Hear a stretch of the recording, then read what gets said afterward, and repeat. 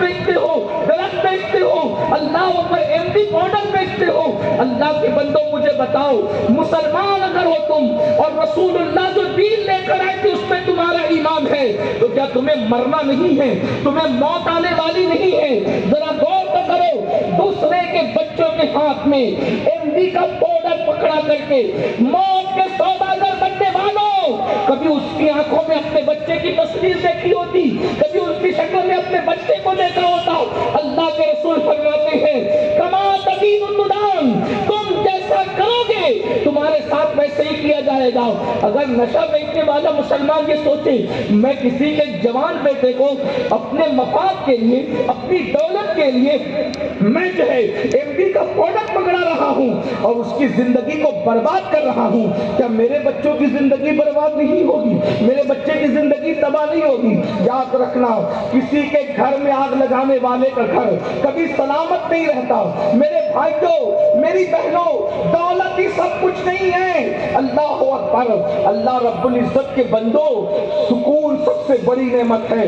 نشے کا دھندا کرنے والے مسلم محلوں کو زیادہ ٹارگٹ کرتے ہیں، اور پتہ نہیں مسلمانوں میں ایسے لالچی دولت کے بندے پیدا ہو گئے ہیں کہ یہ ظالم اپنے محلوں کے اندر مسلمانوں کو نشہ بیچ رہے ہیں، مسلمانوں کو موت بیچ رہے ہیں۔ ان کو یاد رکھنا چاہیے، ارے حلال کمانے والے اپنی قبروں میں دولت لے کر کے نہیں گئے، حرام کمانے والوں تم کیا دولت لے کر کے جاؤ گے؟ اور ذرا غور تو کرو، حرام کما کر کے، نشہ بیچ کر کے جو دولت تم نے جمع کی ہے، اسی حرام کے مال میں جب تم کفن میں لپیٹ کر دنیا سے جاؤ گے، اس وقت تمہارا انجام کیا ہوگا؟ یہ دنیا ہی سب کچھ ہے، یہ دنیا کی دولت ہی سب کچھ ہے۔ مجھے بتاؤ، کتنی بھی دولت کما لو، کیا فرعون سے زیادہ مالدار ہو جاؤ گے؟ کیا نمرود سے زیادہ مالدار ہو جاؤ گے؟ کیا بخت نصر سے زیادہ مالدار ہو جاؤ گے؟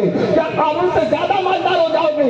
قرآن اٹھا کر کے پڑھ لو، اتنا بڑا دولت مند فرعون دریا کے اندر غرق کر دیا گیا اور اس کی لاش کو اٹھا کر کے پھینک دیا گیا، اور قیامت تک کے لیے فرعون کو عبرت بنا دیا گیا۔ لاوارث میتوں کو بھی تو کفن نصیب ہوتا ہے، اتنی بڑی سلطنت کے مالک کو آج تک قدرت نے نہ کفن نصیب ہونے دیا، نہ قبر نصیب ہونے دیا۔ عبرت حاصل کرو۔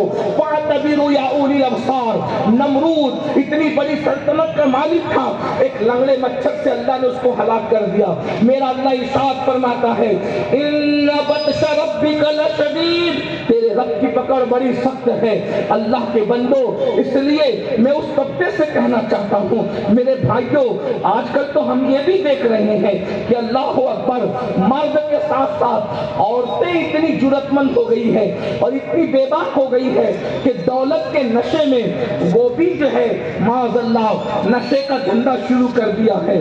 یہ آپ کے شہر کی بات نہیں ہے، ایک جنرل بات کر رہا ہوں، یہ حالات ہیں، یہ صورتحال ہے، لیکن ایک بات کو ضرور کہوں گا، یاد رکھیے، دولت سب کچھ نہیں ہے۔ جا کر کے دیکھو، ان دولت مندوں سے پوچھو، اللہ اکبر، نیند کی گولیاں کھا کر بھی ان کو سکون کی نیند نہیں آتی، ان کو قرار کی نیند نہیں آتی۔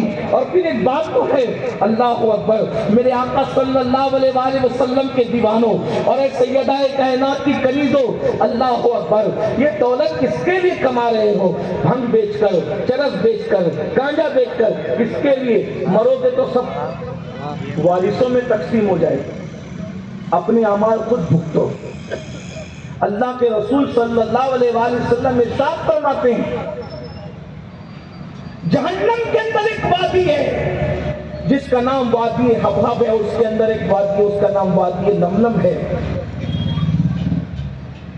یہ جس وادی کا ذکر آیا ہے، ایک دن میں 36 مرتبہ جہنم بھی اس سے پناہ مانگتا ہے، یہ اتنی گرم وادی ہے۔ صحابہ کرام لرز گئے کیونکہ ان کو اللہ کے رسول کی بات پر یقین تھا۔ صحابہ نے لرز کے پوچھا، یا رسول اللہ، جس سے جہنم بھی پناہ مانگتا ایک دو بار نہیں 36 مرتبہ، اس میں کون جائے گا؟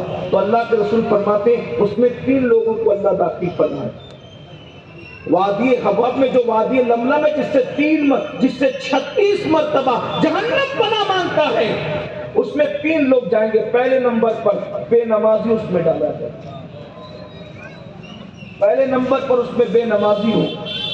95% آبادی مسلمانوں کی بے نماز.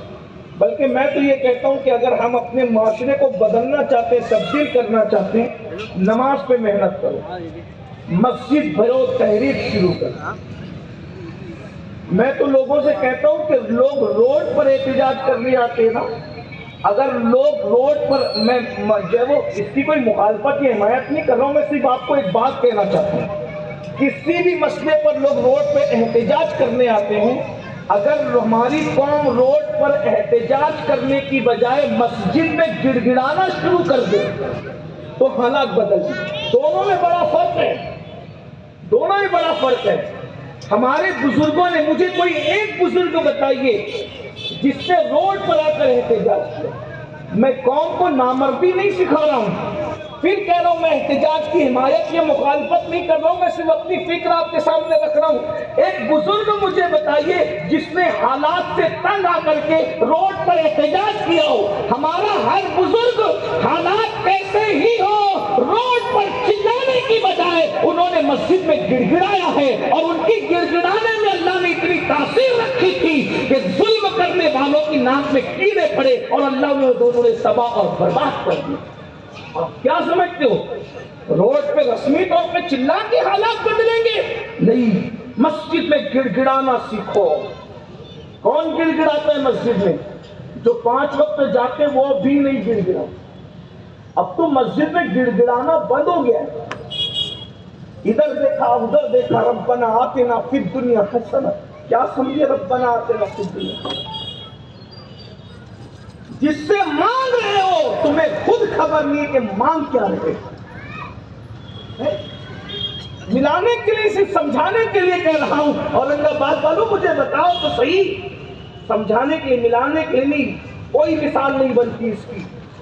آپ کسی ہوٹل میں جا کر کے ادھر ادھر دیکھیں اور کہیں کہ ذرا ایک گلاس چائے لانا اور تھوڑا سا پانی لانا، تو کہے گا تو آیا کون سی مخلوق، کون سی مخلوق ہے، تو کس بستی سے ہے؟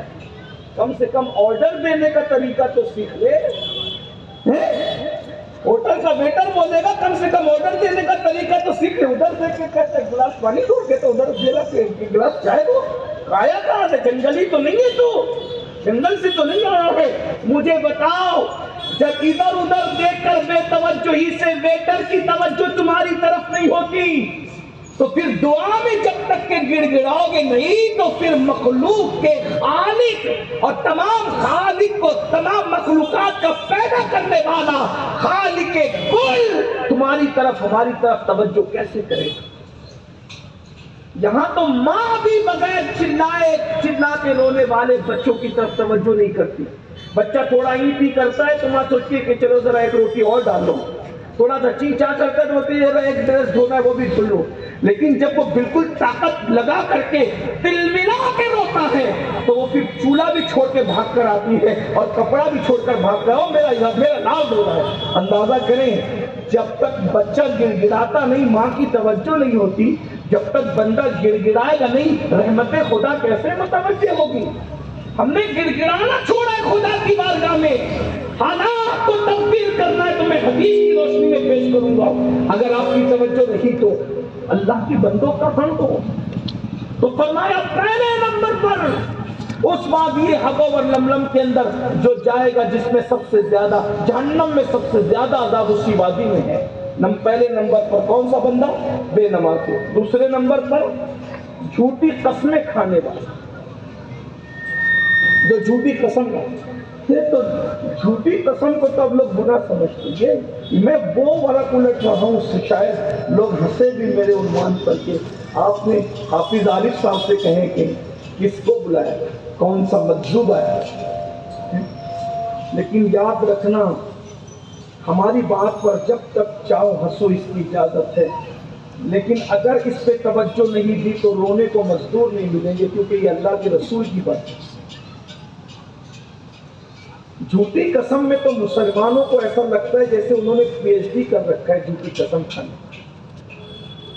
ایک ملک کے بارے میں کچھ لوگ میرے پاس آ کے کہہ رہے تھے کہ ہمارے ملک کا پرائم منسٹر جھوٹ بہت بولتا ہے. میں نے کہا جیسے تم ہو ویسے وہ، بلکہ میں نے تو کہا کہ وہ تم سے زیادہ جھوٹا نہیں ہے. ایک ملک کا کوئی بھی ملک ہو سکتا ہے، آم کھائیے پیڑ نہ کیجیے، لیکن یہ کہ وہ فلاں ملک کا پرائم منسٹر جھوٹ بہت بولتا ہے. میں نے کہا تم اس سے بڑے جھوٹے ہو.